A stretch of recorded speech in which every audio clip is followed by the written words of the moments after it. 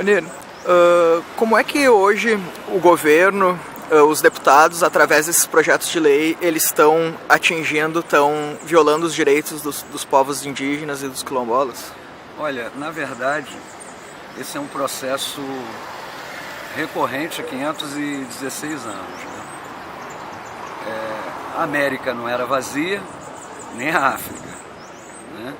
Então, a ocupação europeia desses territórios foi um processo de invasão e que, de certa forma, construiu o maior holocausto da história humana. Né? Quando os portugueses chegaram aqui no que se entende por Brasil, segundo o Darcy Ribeiro, viviam aqui no que se entende por Brasil quase 10 milhões de indígenas, povos originários, né?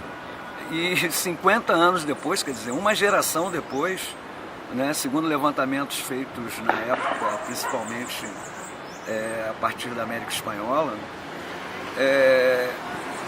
essa população já estava reduzida a menos de 2% da população original.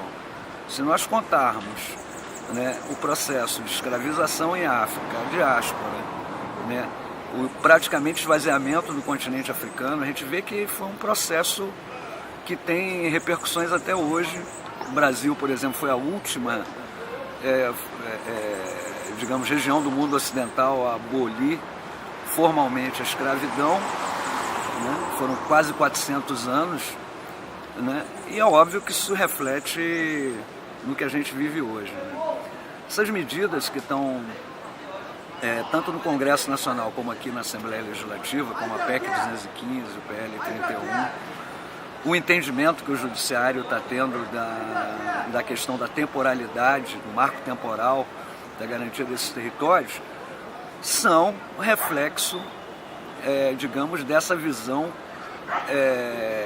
colonial, neodesenvolvimentista, que privilegia transformar, por exemplo, os territórios num imenso canteiro de produção de commodities, em detrimento, inclusive, das populações locais, com reflexos em todas as áreas, né? Na saúde das pessoas, na alimentação. A gente está vendo quadros aí de vários tipos de câncer que só atingiam pessoas em idade mais avançada, hoje estão atingindo as pessoas cada vez em idades mais precoces, né? A total falta de controle sobre a questão da gestão ambiental, né? Isso está expresso também em uma série de medidas legais. A própria PEC 215, ela ataca também, além de atacar os territórios quilombolas e indígenas, ataca as áreas de preservação, ou seja, é uma lógica em que não privilegia o ser humano, não privilegia o ambiente, né, o meio ambiente saudável, sustentável, e privilegia, digamos, o negócio, a financiarização desses espaços. Daí, digamos assim, a sanha contra os territórios indígenas e quilombolas, porque, na verdade, são povos que lutam pela preservação de seus referenciais de cosmovisão, de visão de mundo e da própria relação com o meio ambiente, e que criam empecilhos a essa visão, que é uma visão que praticamente só visa o lucro de uma parcela ínfima, minoritária da população. Então, é uma das expressões dessas medidas, PEC 215, PL 31, um recente projeto de lei que prevê a liberação para venda de áreas da União para estrangeiros.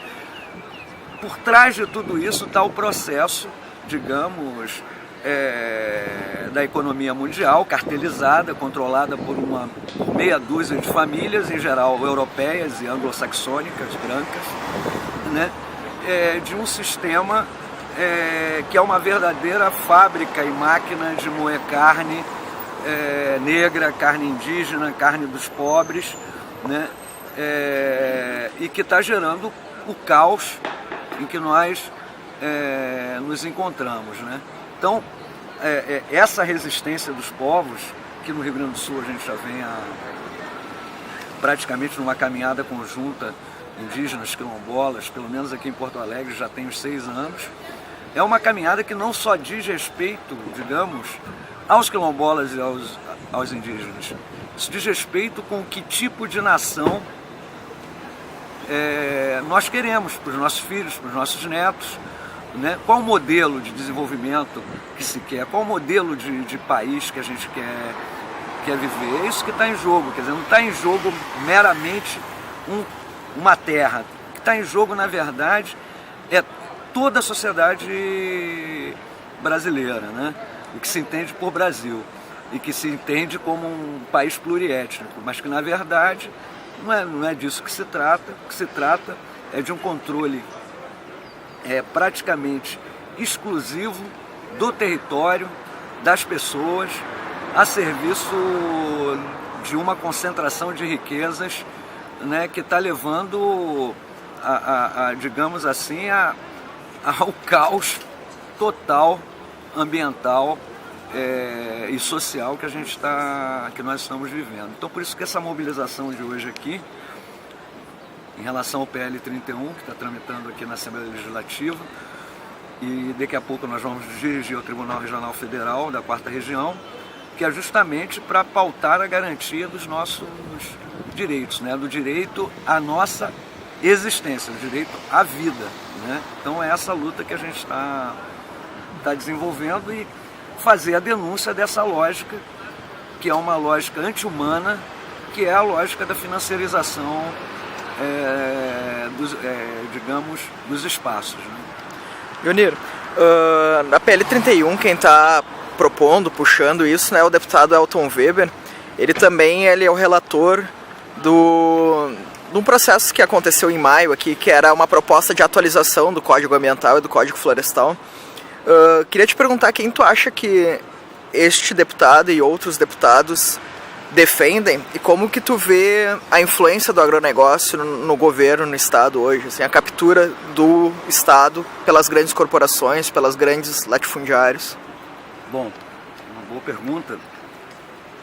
Eu acho que quem está por trás, para você ver como que é complexa a situação aqui no Rio Grande do Sul, como que é complexa essa situação, por quê? O deputado Elton Weber tem por trás dele, não diretamente o agronegócio, né? Por trás dele está a FETRAF, Federação dos Trabalhadores da Agricultura Familiar, e a FETAG, aqui no Rio Grande do Sul. Na prática, eles alegam que com o PL 31 eles estão defendendo o direito dos pequenos proprietários rurais, né? Não questionam o latifúndio, né? Mas estão defendendo a pequena propriedade rural e o impacto sobre essas pequenas propriedades da demarcação dos territórios indígenas e quilombolas.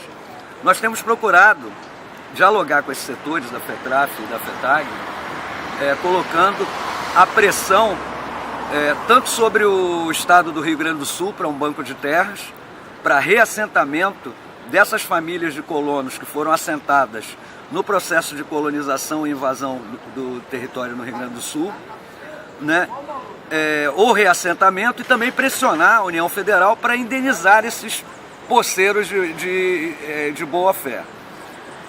Infelizmente, esse diálogo não tem ocorrido e a opção que essas entidades tiveram foi se aliar, aí sim, ao agronegócio, se aliaram à FASUL para atacar de conjunto, como tradicionalmente sempre ocorreu no Brasil há 516 anos, o povo negro e os indígenas, os povos originários, no caso aqui no Rio Grande do Sul, Xoclém, Caigangue, Guarani e assim por diante. Então o que está por trás é essa lógica de financiarização do território. É a lógica de eu poder vender o meu pedaço de território, é a lógica de não se ter uma relação umbilical com aquele território em que tu está em cima e que acaba repetindo a lógica, independente do tamanho, se é pequeno, se é grande, de uma lógica extremamente racista, né?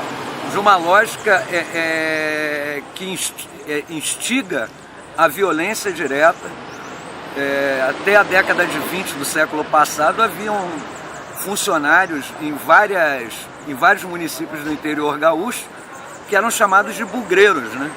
Que eram aqueles que perseguiam indígenas, né? E que limpavam a área para, digamos, o assentamento dos processos de colonização que aconteceram no século passado. Então, na verdade, esses projetos, como o PL 31, eles herdam essa tradição de violência dos antigos bandeirantes, essa tradição de violência dos antigos colonos e, pior, eles tentam consolidar essa violência que foi responsável pela desterritorialização tanto de indígenas como de quilombolas das suas áreas tradicionais. E aonde que essas pessoas que não foram mortas estão hoje? Estão espalhadas nas periferias das cidades do Rio Grande do Sul, submetidas a mais um processo de violência, que é a da violência de Estado, a violência policial e assim por diante. Então ele é um processo que ele acaba interferindo, digamos assim, em toda a sociedade gaúcha, né? Porque esses que atacam os indígenas e quilombolas, eles estão no judiciário, eles estão nas instituições da sociedade, estão até nos sindicatos, estão nas associações, né? Estão, digamos, nos vários espaços institucionais, eles estão lá com esse tipo de visão, com essa visão extremamente, digamos, racista, preconceituosa. Tanto é que lugar comum nós sermos, os quilombolas indígenas serem taxados de vagabundo, que não trabalham a terra, que não produzem e assim por diante. Ou seja, repetindo o estigma colonial que se procura justificar a violência que a gente está sofrendo nos territórios.